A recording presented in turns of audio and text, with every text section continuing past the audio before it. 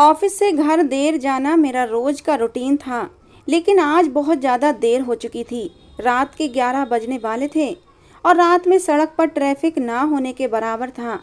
काश मुझे भी ऑफिस में काम करने वाली दूसरी लड़कियों की तरह मोटरसाइकिल पर मेरे पापा या भाई लेने आते, लेकिन इन दोनों का साया ही मेरे सर पर मौजूद नहीं था।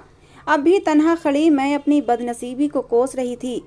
धीरे धीरे वक्त गुजरता जा रहा था और सड़क का सन्नाटा मुझे बता रहा था कि मैं किसी परेशानी में गिरफ्तार होने वाली हूँ। और फिर वही हुआ। कुछ ही देर गुजरी थी जब अचानक से दो मोटरसाइकिल पर सवार चार लफंगे से नौजवान यहाँ से गुजरे थे।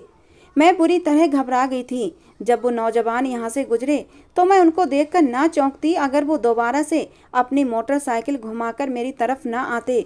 मैं बुरी तरह घबरा गई थी। तभी उनमें से एक कहने लगा, अरे आओ हमसे लिफ्ट ले लो, तुम्हें घर छोड़ देते हैं। मुझे गुस्सा आया और गुस्से से कहने लगी, दफा हो जाओ यहाँ से, वरना मैं शोर मचा दूंगी और लोगों को इकट्ठा कर लूंगी। मेरी बात सुनकर उन्होंने जोर जोर से कह कहे लगाने शुरू कर दिए। फिर एक लफंगा सा नौजवान दूसरे को आंख मारता हुआ कहने लगा, अरे देखो तो सही, ये लोगों को जमा करेगी। हालांकि इस वक्त तो हमारे सिवाय सुनसान सड़क पर कोई दूसरा मौजूद भी नहीं है। वो चारों मेरे इर्द गिर्द आकर घेरा तंग करने लगे। मैंने उन्हें जोरदार धक्का दिया और सरपट वहां से भागने लगी। मेरी हरकत देखकर उन्हें भी शायद गुस्सा आया था। अब वो मेरे पीछे किसी पागल कुत्ते की तरह भाग रहे थे। मैं उनसे अपना आप बचाती हुई भाग रही थी। अचानक मेरा पर्स नीचे गिरा, जिसे मैंने डर के मारे उठाया भी नहीं था। रोते रोते मैं दूर भागती जा रही थी, ये सोचकर कि वो चारों भी मेरे पीछे ही आ रहे हैं। अचानक ही उनमें से एक ने मेरा दुपट्टा जोर से खींचा था। उसका हाथ मेरे शरीर से छुआ तो ऐसा लगा जैसे किसी ने अंगारे छू लिए हों। अब मेरे कदम और भी तेजी से भागने लगे थे। तभी अचानक मेरे पाँव में एक टूटा हुआ कांच चुभा था और उससे खून बहने लगा। लेकिन मैंने उस कांच की परवाह नहीं की और भागती चली जा रही थी, क्योंकि मुझे अपनी इज्जत बचानी थी। मुश्किल से तेज तेज भागती हुई मैं एक घने जंगल में जा पहुंची थी।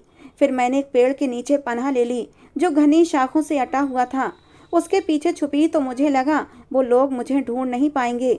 लेकिन अचानक ही भागते कदमों की आवाज़ तेज होने लगी थी। तभी मैं जल्दी से उठी और फिर अंधाधुंध भागना शुरू कर दिया। अचानक ही मेरा शरीर किसी जोरदार जानदार चीज से टकराया था। काली चादर लपेटे वो एक लंबा चौड़ा आदमी था। अभी तो मैं चार दरिंदों से अपनी इज्जत बचाकर भाग रही थी। अब सामने एक और को खड़े देखकर मैं बुरी तरह घबरा गई थी। लेकिन उसका चेहरा, उसकी आंखें, सब कुछ बड़ी अजीब सी थीं। वो दो कदम पीछे हुआ, फिर उसकी नज़र मेरे जख्मी पांव पर पड़ी, जो बुरी तरह घायल हो चुका था। टूटा हुआ शीशा न जाने कितना अंदर घुस गया था और अब वहां से बुरी तरह खून बह रहा था। फिर उसने अपने कंधे पर लिपटी चादर मेरे ऊपर डाल दी। उसकी ये हरकत देखकर मैं हैरान रह गई। तभी वो जमीन पर बैठा, उसने मेरे पांव पर हाथ फेरना शुरू कर दिया। मैं वहीं बेदम होकर बैठ गई थी। कौन हो तुम? उसने भारी आवाज में मुझसे पूछा था। मैं डरकर कहने लगी कि वो गुंडे मेरे पीछे पड़े थे, इसीलिए भागकर यहाँ आ गई थी। वो नरमी से कहने लगा, आओ मेरे साथ, मैं तुम्हारी मरहम पट्टी कर देता हूँ। इस तरह से जख्मी पाँव के साथ जाना ठीक नहीं। अब मैं लंगड़ाते हुए उसके साथ चल रही थी। उसकी मेहरबानी, उसकी नीयत पर हैरान रह गई थी कि आज के दौर में भी उस जैसे फरिश्ते जैसे इंसान मौजूद होते हैं। शुक्र था उन चारों दरिंदों से मैं बच निकली थी, वरना ना जाने वो मेरा क्या हाल कर देते। अब वो मुझे लेकर उस अजीब से घर में आया था, जहाँ हर तरफ वीरानी और सन्नाटे का राज था। मैं हैरान थी कि जंगल में किसी इंसान का रहना बहुत मुश्किल काम होता है, तो वो यहाँ कैसे रहता होगा। मैंने चारों तरफ उलझन भरी नजरों से देखा था, फिर पास पड़ी कुर्सी पर बैठ गई। वो नीचे बैठकर मेरे पाँव पर पट्टी बांधने लगा। उसने दवाई लगाई, जिससे मुझे काफ़ी आराम महसूस हुआ था, लेकिन थकान और दर्द ने मुझे बेहाल कर दिया था। इसलिए जैसे ही कुर्सी से टेक लगाई तो ना जाने कब मेरी आंख लग गई, मुझे पता ही ना चला। मुझे कुछ भी याद ना रहा कि मैं कब तक सोती रही। जब आँख खुली तो हैरान रह गई, ना तो वो लड़का था और ना ही वो घर। मैं तो एक पेड़ से टेक लगाए बैठी थी। हड़बड़ाकर उठी। सुबह की रोशनी काफ़ी हद तक फैल गई थी। मैं कहाँ आ गई थी, मुझे अब याद आने लगा। पागलों की तरह अब मैं इधर उधर देखते हुए घर की तरफ भागी जा रही थी। जैसे ही अपनी गली में आई तो लोग मुझे अजीब सी नज़रों से देखने लगे। मेरी माँ दरवाजे पर ही परेशान सी खड़ी थीं। मुझे यूँ आते देखकर उन्होंने मुझे सीने से लगा लिया। जैसे ही मैं अंदर गई तो अंदर एक कयामत मेरा इंतजार कर रही थी। सब लोग मुझे कहर बरसाती नज़रों से घूर रहे थे। मेरे साथ कुछ भी नहीं हुआ था, लेकिन एक रात मैं घर से बाहर रही थी और इसीलिए सब मुझे अजीब तरह से देख रहे थे और मुझ पर इल्ज़ाम लगाने लगे, क्योंकि एक रात घर से बाहर गुजार कर आने वाली लड़की की कभी इज्जत नहीं की जा सकती। और ऐसा ही मेरा हाल हुआ था। मेरा नाम तानिया है। मैं एक अनाथ गरीब लड़की थी। अपनी माँ और 2 बहनों के साथ अपने चाचा के साथ रहती थी। मेरे 2 चाचा जो सिर्फ नाम के ही चाचा थे, वरना उन्होंने कभी भी प्यार भरा हाथ हमारे सर पर ना रखा था। उनके 2 पोर्शन बने हुए थे, एक में बड़े चाचा, दूसरे में छोटे चाचा रहते थे। पापा का भी हिस्सा इस घर में मौजूद था, लेकिन दोनों चाचाओं ने बड़ी चालाकी से पूरे घर पर कब्जा जमाकर उसे 2 हिस्सों में बांट लिया था और हम माँ बेटियों को सिर्फ एक कमरा दे दिया था। मेरी माँ सारा दिन चाचियों और उनकी बेटियों की सेवा करती रहती। वो दोनों बहनें स्कूल जाती थीं, लेकिन फिर भी वो हमसे खुश दिखाई न देती। मेरी माँ बार बार दोनों चाचाओं से कहती कि उनका हिस्सा देकर उन्हें यहाँ से फ्री कर दें। चाचा बात को टाल जाते और कहते, वैसे भी मामूली सा हिस्सा बनता है तुम्हारा, ये घर तो हम दोनों ने अपनी मेहनत से बनवाया है और इसका बाप तो बहुत पहले मर गया था। मुझे उनकी ये बातें खून के आंसू रुलाती थीं। मैं अपने घर वालों के लिए कुछ करना चाहती थी। यही सोचकर मैंने इंटर तक पढ़ाई भी कर ली थी और एक ऑफिस में जॉब भी करने लगी थी। मेरी शिक्षा कम थी, लेकिन तनख्वाह ठीक ठाक थी। लेकिन रात तक मुझे काम करना पड़ता था। अक्सर मुझे काम से लौटते लौटते देर हो जाती तो दोनों चाचियाँ मुझे तंज भरी नज़रों से देखती और तेज आवाज़ में कहती, ये ज़रूर कोई गुल खिलाएगी। लेकिन मेरी माँ को मुझ पर पूरा भरोसा था। मैं चाहती थी मेरी दोनों बहनें अच्छी पढ़ाई करें। मेरी माँ भी इस घर की चाकरी करना छोड़ दें। अब उनका बूढ़ा शरीर इस काबिल नहीं रहा था कि दोनों चाचियों और उनके बच्चों का भाग भाग कर काम करें। मुझे यूँ नौकरानी की तरह उनका काम करना बिल्कुल पसंद नहीं था। फिर हमेशा की तरह उस दिन मैं ऑफिस में मौजूद थी, जब काम ज़्यादा होने की वजह से मुझे बहुत ज़्यादा देर हो गई थी। अगर वो लड़का मुझे अपने साथ अपने घर लेकर ना आता तो शायद मेरी इज्जत ना बचती। उसने तो मेरे पाँव की मरहम पट्टी भी की थी। लेकिन जैसे ही घर आई, दोनों चाचियों ने और चाचा ने मुझे कह दिया कि तुम एक बद किरदार लड़की हो जो एक रात घर से बाहर गुजार कर आई हो। मैं उनके सामने अपने किरदार की सफाइयाँ देती रही, लेकिन किसी को मेरी बात पर विश्वास नहीं आया। मेरी माँ आंसू बहा रही थीं। फिर वो कहने लगीं, जब तुम रात तक घर ना आई तो मैंने हर जगह तुम्हें ढूंढा था। तुम्हारी दोस्तों को भी फ़ोन किया था और ऑफिस में भी फ़ोन किया था, लेकिन तुम्हारी कोई खबर ना मिली। मैं माँ को रोते हुए बताने लगी कि मेरे साथ क्या क्या हुआ था। मैंने अपना जख्मी पाँव भी अपनी माँ को दिखाया। मेरी माँ ने मुझे सीने से लगा लिया और कहने लगी, मुझे अपनी बच्ची पर पूरा भरोसा है। बस अब मैं इस घर में नहीं रहूँगी। हम अपना सामान समेट कर किराए के घर में रहने की तैयारी करने लगे। माँ मेरे चाचा के सामने जाकर खड़ी हो गई और कहने लगी, हमारा हिस्सा हमें दे दो ताकि हम ये घर छोड़कर किराए के कमरे में रहने चले जाएं। रोज़ रोज़ की जिल्लत बर्दाश्त करने से अच्छा है हमें एक ही बार यहाँ से चले जाना चाहिए। चाचा ने भी गुस्से में आकर हिस्से के 50,000 रुपये मेरी माँ को थमा दिए और कहने लगे, ये लो और यहाँ से दफ़ा हो जाओ। जो तुमने पहले ही हमारा मुंह काला कर दिया है, अब यहाँ मत आना। यूँ हम चारों बेसहारा औरतें 50,000 की मामूली रकम लिए घर से हमेशा हमेशा के लिए निकल आए थे और नए घर की तलाशी में मारे मारे फिरने लगे। फिर दूर एक बस्ती में हमें किसी ने बताया कि 2 कमरों का घर किराए पर खाली है। जैसे ही हम वहाँ पहुँचे तो हैरान रह गए, क्योंकि उस घर का किराया बहुत कम था। मेरी माँ और हम सब खुशी खुशी उस घर में शिफ्ट हो गए। साफ सुथरा 2 कमरों का छोटा सा घर था। लेकिन अभी हमारी खुशी कुछ ही पल की थी जब बराबर वाली एक औरत माँ के पास आई और कहने लगी, बहन जवान बेटियों को लेकर इस घर में क्यों आ गई हो? तुम नहीं जानती इस घर पर आत्माओं का साया है। ये पिछले 20 सालों से खाली पड़ा है। जिसने भी तुम्हें ये दिया है बेवकूफ़ बनाया है। मैं तो कहती हूँ आज रात ही इसे खाली कर दो। ये सुनकर मेरी माँ की आंखें फटी की फटी रह गई थीं। हम बहनें भी सहम गए थे। मेरी माँ कहने लगी, बहन तुम ही बताओ, मैं रात को भला अपनी बेटियों को लेकर कहाँ जाऊँगी? और इस मकान मालिक ने हमसे एडवांस के नाम पर 30,000 रुपये भी ले लिए हैं। वो औरत कहने लगी, अरे वो तो बड़ा ही लालची इंसान है, पैसों के लालच में कुछ भी कर सकता है। लेकिन मेरी मानो तो इस घर को छोड़ दो। देखना तुम्हें रात को ही पता चल जाएगा इस घर में कैसे कैसे हादसे होते हैं। वो औरत तो चली गई थी, लेकिन हम माँ बेटी पूरी रात जागते रहे थे। जरा सा भी आहट होती तो दोनों छोटी बहनें रोना शुरू कर देतीं। बार बार ऐसा लगता जैसे अभी कोई दीवार कूद कर आया हो, कभी ऐसा लगता सीढ़ियों से कोई उतरता हुआ आ रहा हो। पूरी रात बड़ी मुश्किल से कटी थी।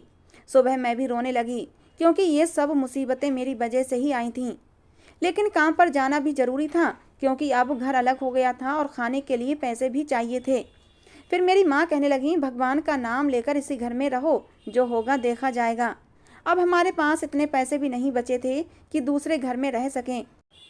और फिर अगले दिन मैं ज़्यादा देर हो जाने की वजह से जल्दी जल्दी घर लौट रही थी, जब मुझे अपने पीछे किसी के कदमों के चलने की आवाज़ महसूस हुई थी। मैं डर गई, पीछे पलटकर देखा तो हैरान रह गई। काली चादर ओढ़े ये वही लड़का था जिसने उस दिन मुझे बचाया था। उसकी मरहम पट्टी करना, उसकी मेहरबानी मुझे अभी भी याद था। वो कहने लगा, आप कैसी हैं और आपका पाँव अब कैसा है? मैंने सर झुका लिया और कहने लगी, पाँव ठीक हो गया है, लेकिन हम जैसे गरीबों का कमाना बहुत ज़रूरी होता है, क्योंकि घर मेरी कमाई से ही चलता है। इसलिए पाँव में थोड़ा दर्द है, लेकिन फिर भी काम पर जाना पड़ता है। वो कहने लगा, अगर आपको किसी भी मदद की ज़रूरत हो तो मुझे ज़रूर बताइएगा। मेरे बहुत से लोगों से संबंध हैं, मैं आपके हर मसले को हल कर दूंगा। वो मुझे ही देख रहा था, मुझे उसका यूँ कहना अच्छा भी लगा था। मैं कहने लगी, ठीक है, आपकी बहुत बहुत मेहरबानी, लेकिन आप क्या उस जंगल में उसी टूटे फूटे घर में रहते हैं? क्या आपका इस दुनिया में कोई नहीं? वो उदासी से कहने लगा, नहीं, मैं अकेला हूँ। पहले मैं अपने पूरे ख़ानदान के साथ ही रहता था, लेकिन अब अपने ख़ानदान से दूर हो गया हूँ। अब बस मुझे तन्हाई ही अच्छी लगती है। यूं ही बातें करते करते कब मेरी गली आ गई मुझे पता ही नहीं चला। फिर वो गली से वापस मुड़ गया था। मैं दूर तक उसे जाता देखती रही। उसका यूं मेरे साथ चलना मुझे अच्छा लगा था।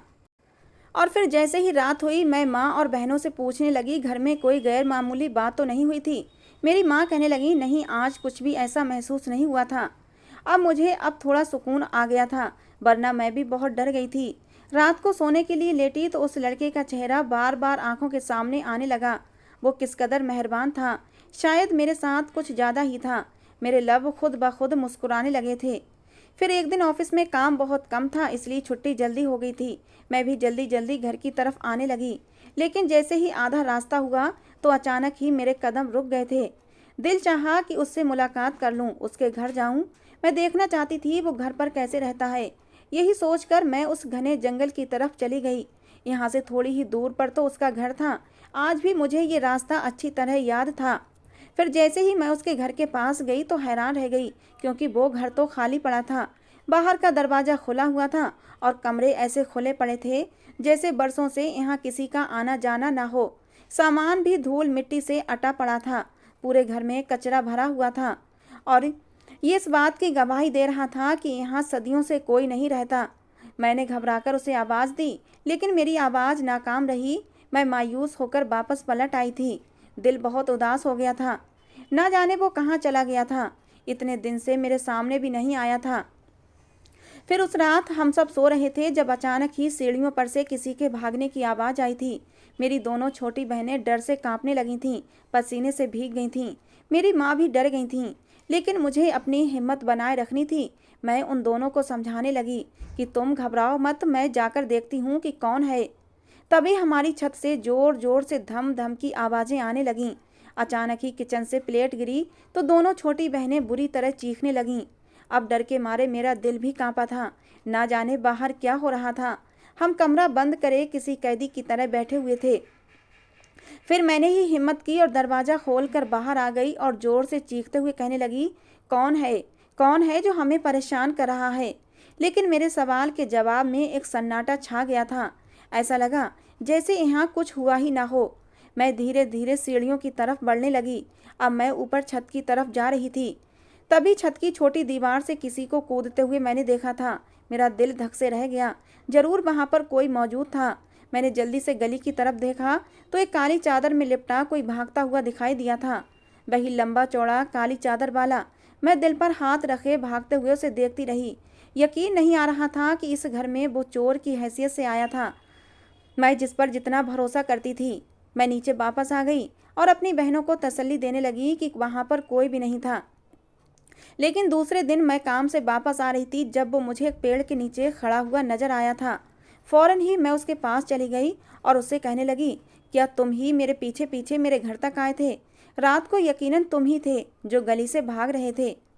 उसने ना में सिर हिलाया और कहने लगा, नहीं, मैं नहीं था जो तुम समझ रही हो, क्योंकि मैं झूठ नहीं बोलता, इसलिए मैं तुम्हें बता रहा हूँ। मैं तुम्हें सिर्फ गली तक छोड़कर वापस चला गया था। मैं उसकी आंखों में सच्चाई देख रही थी। कुछ देर उससे बातें करके मैं अपने घर चली गई थी। उसने अपनी आदत के अनुसार मुझे गली के कोने पर छोड़ा था और वापस चला गया था। अब तो वो हर दूसरे तीसरे दिन ही मुझे रास्ते में मिलने लगा था। लेकिन रात को वही अजीब अजीब से हादसे होने लगे थे। अजीब अजीब सी आवाज़ें आती। ऐसा लगता कोई बाहर आंगन में चल रहा है, कभी लगता कोई सीढ़ियाँ उतर रहा है, कभी लगता कोई हमारी छत पर है, कभी लगता कोई किचन में खड़ा है। मेरी माँ और बहनें बहुत ज़्यादा डर जाया करती थीं और रात को उठकर बैठ जातीं। छोटी बहन कहने लगी, दीदी वो औरत सही कहती थी, ये घर ठीक नहीं है, हमें कुछ करना होगा। या तो माँ को कहें ये घर छोड़ दें या फिर किसी बाबा को बुलाकर ये घर दिखा दें। वो दोनों बहुत ज़्यादा डरी हुई थीं। मैं उन्हें तसल्ली देने लगी। मैंने तो सोचा ही नहीं था, क्योंकि ना मैं किसी बाबा को जानती थी कि जिसको मैं ये घर दिखा देती। माँ मुझे तसल्ली देती कि कोई बात नहीं, सब कुछ ठीक हो जाएगा। हमारी मजबूरी थी उस घर में रहना। हमारे पास इतने पैसे नहीं थे कि किसी और घर में चले जाते। एक दिन मैं ऐसे ही घर आ रही थी कि वही मेहरबान लड़का मेरे पीछे पीछे चलने लगा। मैंने मुड़कर देखा तो वो मेरे साथ ही चल रहा था। ऐसा लगा जैसे वो मेरी सुरक्षा कर रहा हो। फिर कहने लगा, आज क्या बात है, तुम बहुत परेशान लग रही हो। मैंने कहा, जिस घर में हम रहते हैं उस घर पर किसी आत्मा का साया है। पहले हमें ये बात पता नहीं थी, लेकिन घर ले लिया है और एडवांस भी दे दिया है।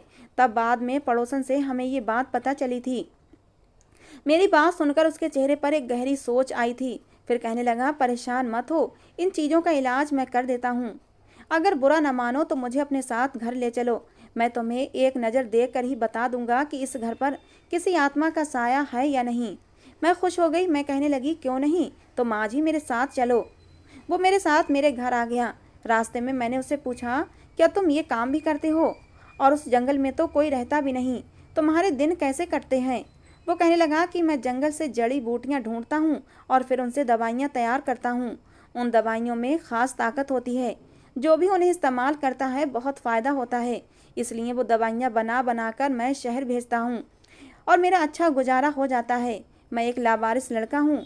मेरे माँ बाप तो पहले ही मर गए थे, इसलिए तन्हाई पसंद हूँ। उसकी कहानी वाकई मुझे अजीब लगी थी। वो मेरे साथ मेरे घर चला आया। मेरी माँ और बहनें उसे देखकर हैरान थीं। फिर मैंने माँ को सारी हकीकत बताई कि किस तरह उस दिन मुझे लड़कों ने तंग किया तो इसी ने मुझे बचाया था और मेरी मरहम पट्टी भी की थी। पूरी रात मैं इसी के ठिकाने पर रुकी थी, तभी तो मेरी इज्जत आज सुरक्षित है।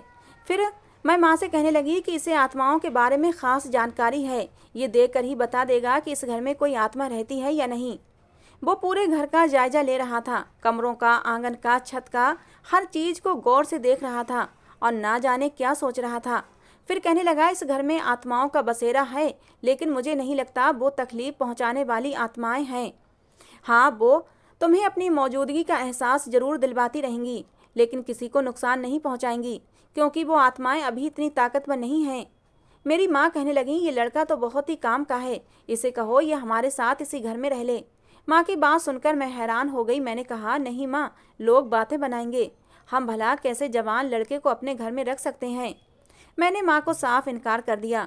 थोड़ी देर बाद वो चला गया था। बहनों के चेहरे पर भी थोड़ी परेशानी कम हुई थी, लेकिन रात को जैसे ही आवाज़ों का सिलसिला शुरू हुआ तो मेरी बहनें फिर से डर गईं। मैंने कहा, घबराने की ज़रूरत नहीं है, इन आवाज़ों को आने दो। अगर तुम इन आवाज़ों पर ध्यान नहीं दोगी तो ये खुद ब खुद बंद हो जाएंगी।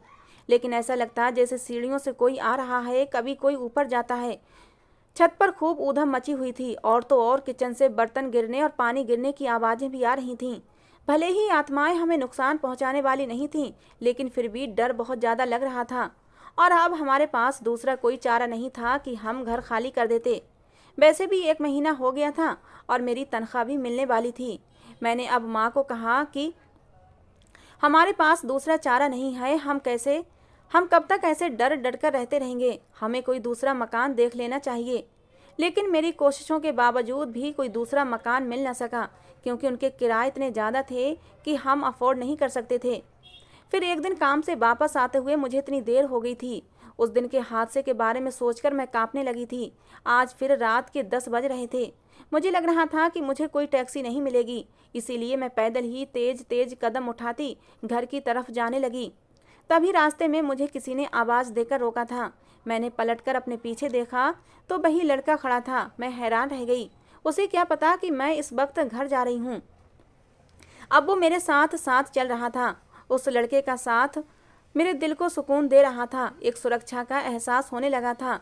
मैं आराम से उसके साथ चलने लगी और जब मैंने उसे बताया कि हम वो मकान छोड़ रहे हैं क्योंकि उन आत्माओं ने हमें बहुत परेशान कर रखा है। रोजाना रात को ऐसी भयानक आवाज़ें सुनना हमारे बस की बात नहीं है। मेरी बात सुनकर उस लड़के के चेहरे पर अब गुस्सा आने लगा। कहने लगा, मेरे समझाने का उस पर कोई भी असर नहीं हुआ, मुझे कुछ ना कुछ अब करना ही पड़ेगा। मैं कहने लगी, क्या मतलब, तुमने क्या समझाया था?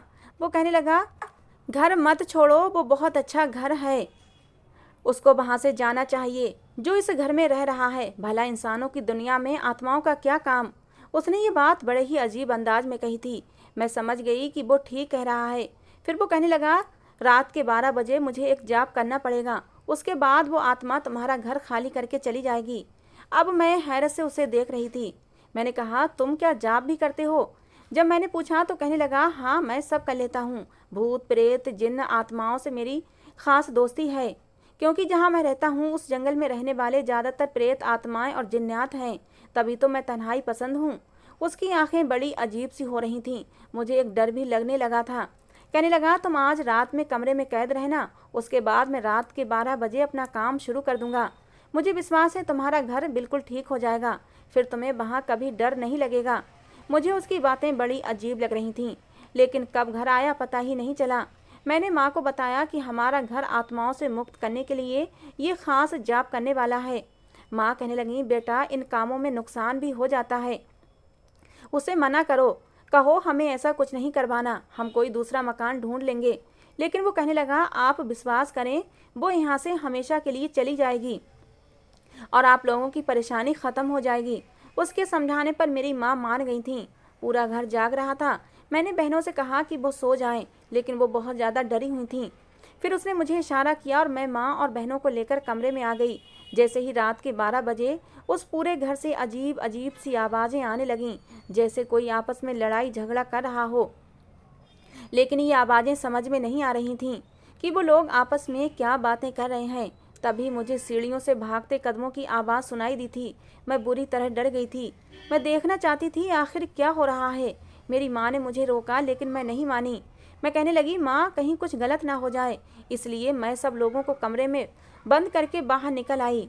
बाहर वो लड़का कहीं भी मौजूद नहीं था। यकीनन वो छत पर था। मैं चुपके से सीढ़ियाँ चढ़कर ऊपर गई। मैंने सुना वो किसी से कह रहा था कि तुम बाज क्यों नहीं आती, आखिर इन लोगों ने तुम्हारा क्या बिगाड़ा है, वापस वहीं पर लौट जाओ जहाँ से आई हो। जवाब में एक हंसी की आवाज़ सुनाई दी थी। मेरे रोंगटे खड़े हो गए थे। ये तो किसी लड़की के हंसने की आवाज़ थी, लेकिन सामने वो मौजूद नहीं थी, वो सिर्फ उसी को दिखाई दे रही थी। तभी वो लड़की कहने लगी, तुम भी तो वहीं चले जाओ जहाँ से आए हो, यहाँ पर क्या काम है तुम्हारा? वो गुस्से से कहने लगा, मैं रोज़ रोज़ यहाँ नहीं आता, लेकिन तुम यहाँ पर रह रही हो, इंसानों की दुनिया में तुम्हारा क्या काम है? जाओ, सरदार ने तुम्हें बुलाया है। वो लड़की कहने लगी, मैं जाऊंगी तो तुम्हें भी अपने साथ लेकर जाऊंगी, क्योंकि कई साल पहले तुम्हारी खातिर इंसानों की दुनिया में आई थी। अब मैं हैरान थी और उसकी बातें सुन रही थी।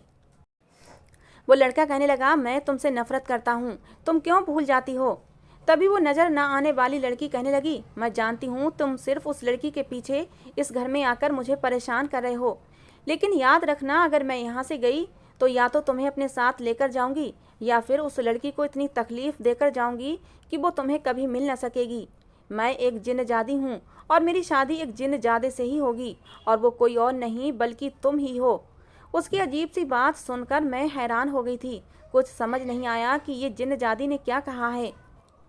नौजवान ने उसे कैसे देख लिया था, क्योंकि वो तो लड़की मुझे दिखाई नहीं दे रही थी, लेकिन वो एक जिन्न के खानदान से थी, नज़र ना आने वाली चीज़। थोड़ी देर बाद एक साया सा निकला और हवा से नज़र हो गया था। तभी वो नीचे की तरफ आने लगा।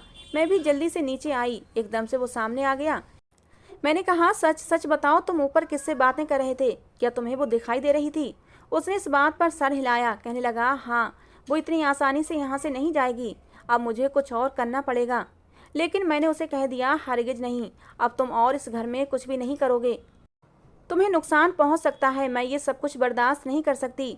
मैं नहीं चाहती तुम्हें किसी बात का खतरा हो, मैं ये मकान खाली कर दूंगी। मेरी बात सुनकर वो खामोश हो गया। फिर उस रात मैंने उसे बहुत रोकने की कोशिश की, लेकिन वो वापस अपने ठिकाने पर चला गया।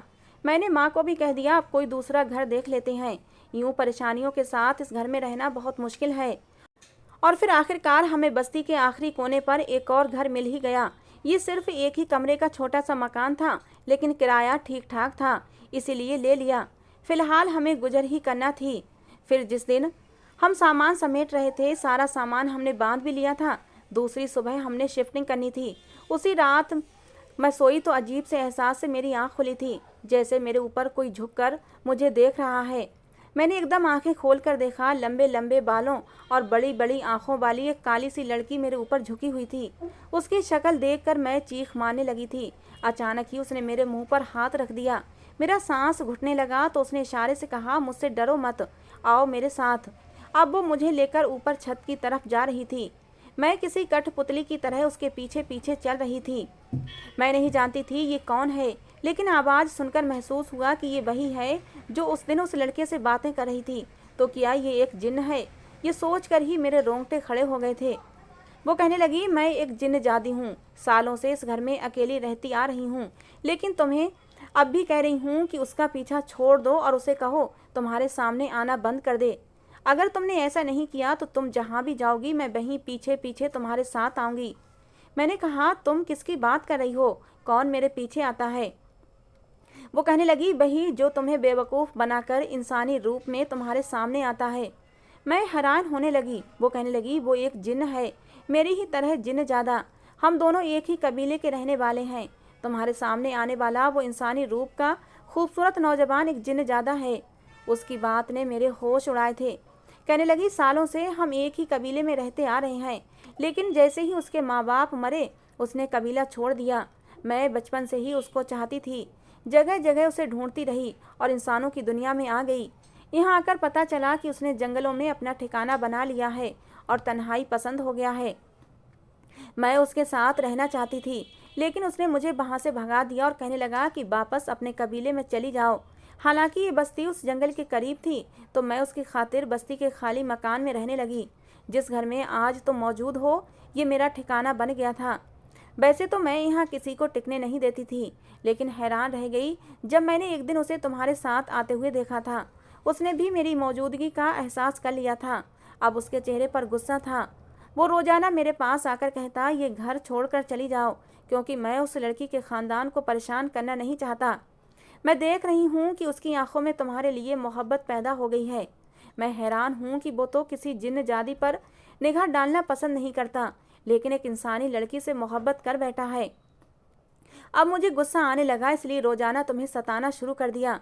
लेकिन उस दिन उसने मुझे सख्ती से कहा कि यहाँ से चली जाओ, लेकिन मैंने उसके सामने शर्त रखी है कि वो मुझसे शादी कर ले, उसके बाद मैं अपने कबीले में वापस चली जाऊँगी। लेकिन उसका कहना है कि वो तुमसे मोहब्बत करता है। देखो लड़की, याद रखो, अगर वो तुम्हारे पीछे आया तो मैं भी उसी घर में तुम्हारे पास रहूँगी और तुम्हें सुकून से रहने नहीं दूंगी। आज उसकी हकीकत तुम पर खुल चुकी है, इसलिए उससे कहो कि वो तुम्हारा पीछा छोड़ दे। ये कहकर वो लड़की वहाँ से गायब हो गई थी। मैं किसी पत्थर की तरह वहाँ खड़ी रही। यकीन नहीं आ रहा था वो लड़का एक जिन्न होगा, जिसे मैं मन ही मन पसंद करने लगी थी।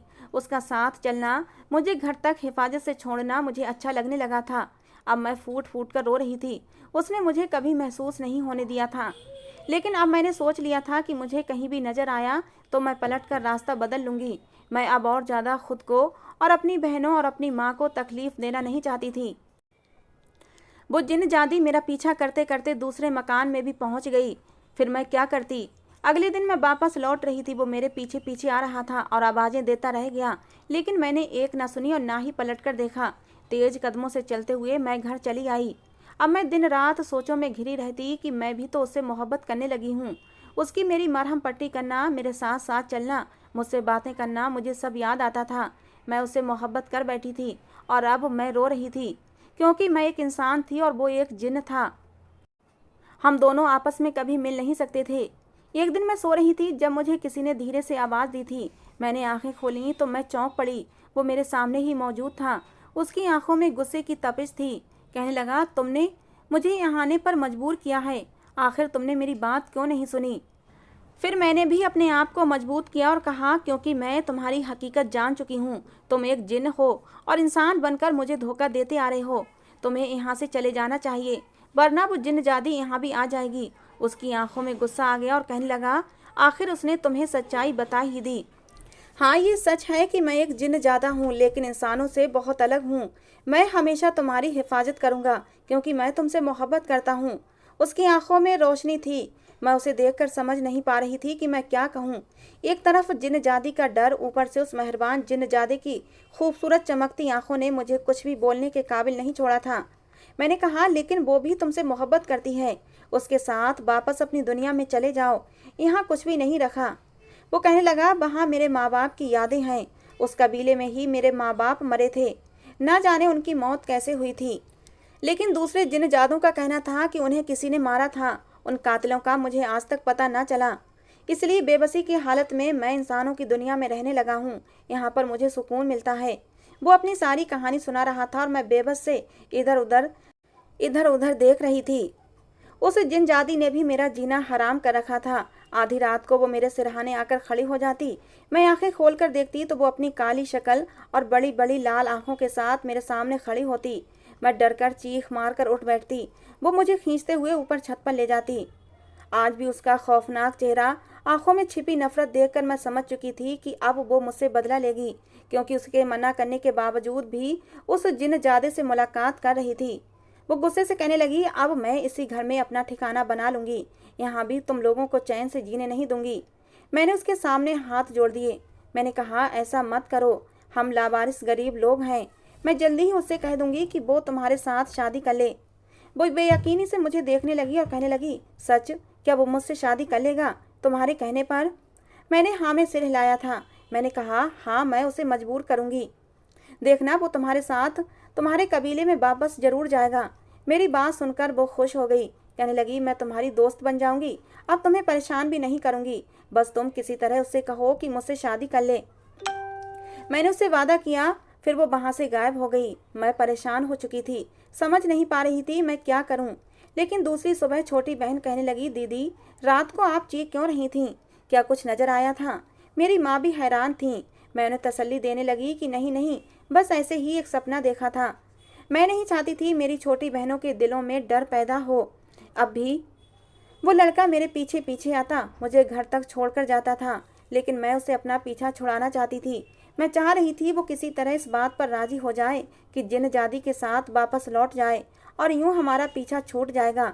लेकिन उस लड़के का कहना था वो मुझ पर आशिक हो चुका है और मुझसे मोहब्बत करता है। उस जिन्नजादी से नफरत है, क्योंकि वो बहुत ही गलत जिन्न है। उसने मेरा जीना हराम कर रखा है। जब मैं घर लौटी तो मेरी माँ की बात ने मुझे परेशान किया था। वो कहने लगी, आज मैं एक बाबा के पास गई थी। मैंने उन्हें सारी बातें बताई हैं। कल जिस तरह से तुम एकदम चीख मार कर उठ बैठी थी, मैंने चोरी छुपे तुम्हें देख लिया था। तुम खुद ब खुद सीढ़ियों की तरफ जा रही थी। ये सब क्या हो रहा है, यही सोचकर मैं बुरी तरह परेशान हो गई थी। माँ कहने लगी, आखिर क्या बात है कि उस घर में रहने वाली जिन्नजादी इस घर में भी मेरी बेटी के पीछे पड़ गई है। तुम मेरे साथ उस बाबा के पास चलना। वो तुम्हें एक जादुई धागा देंगे, जिसे अपने बाजू पर बांध लेना, जिससे वो तुम्हें कोई नुकसान नहीं पहुंचा पाएगी। लेकिन मैं उसे कोई नुकसान पहुंचाना नहीं चाहती थी। मैंने माँ को समझाया, माँ, सब ठीक हो जाएगा। मेरी माँ कहने लगी, तुम्हें कैसे पता? तुम तो रात को इतनी बुरी तरह डर गई थीं। क्या तुम्हें वो नजर आते हैं? मैंने कहा, नहीं, बस उनकी मौजूदगी का एहसास होता है। लेकिन मेरी माँ नहीं मानी और मुझे एक बाबा के पास ले गईं। ना चाहते हुए भी मुझे उन्हें सारी बात बतानी पड़ी। उनके सामने मैं झूठ बोलना नहीं चाहती थी, क्योंकि वो बहुत ही पहुंचे हुए और बूढ़े बाबा थे। बाबा कहने लगे, बड़ी अजीब कहानी सुना रही हो तुम लड़की।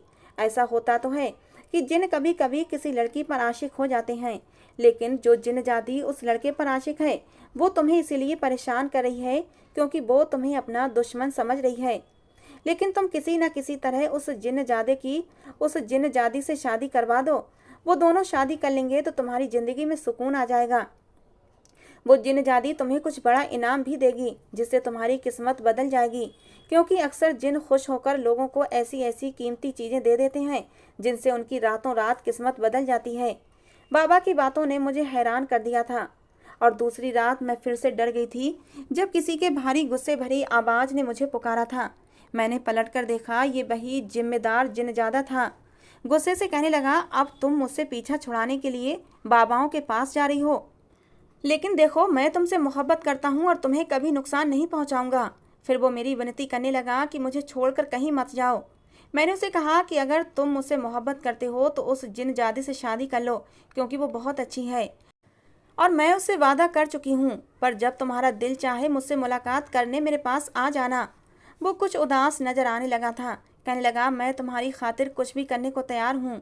अगर तुम चाहती हो कि मैं तुम्हारे सामने ना आऊँ तो हमेशा के लिए मैं अपने कबीले में वापस चला जाऊँगा। मैंने उसे बताया कि वो जिन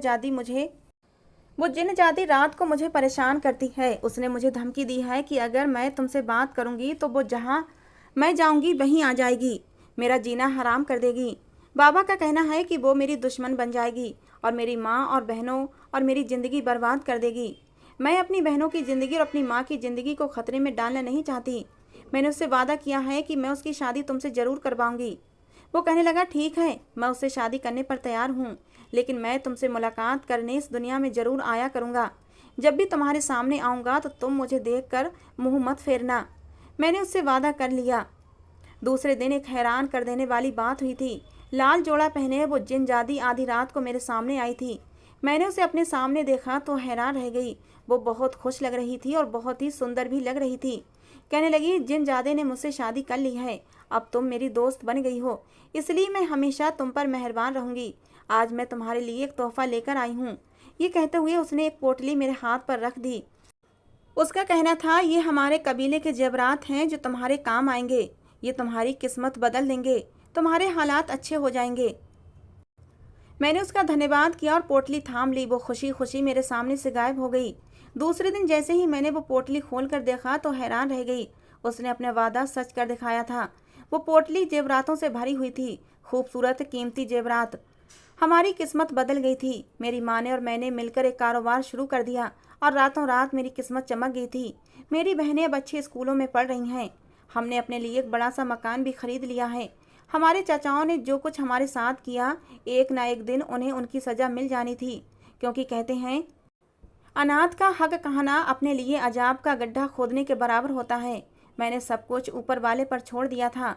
अब भी जरा सी आहट महसूस होती है तो मैं फ़ौरन समझ जाती हूँ कि वो जिन मुझसे मिलने आया है, क्योंकि उसका कहना था वो ज़िंदगी में मुझसे मिलने आता रहेगा और मैं भी उससे मिलकर खुशी महसूस करती हूँ। दोस्तों, आज की हमारी ये कहानी कैसी लगी ज़रूर बताना। पसंद आई हो तो प्लीज़ लाइक करना। रोज़ एक नई कहानी सुनने के लिए हमारे चैनल को भी सब्सक्राइब करना। कहानी को पूरा अंत तक सुनने के लिए आप लोगों का बहुत बहुत धन्यवाद। दोस्तों, मिलते हैं अगली किसी नई कहानी के साथ।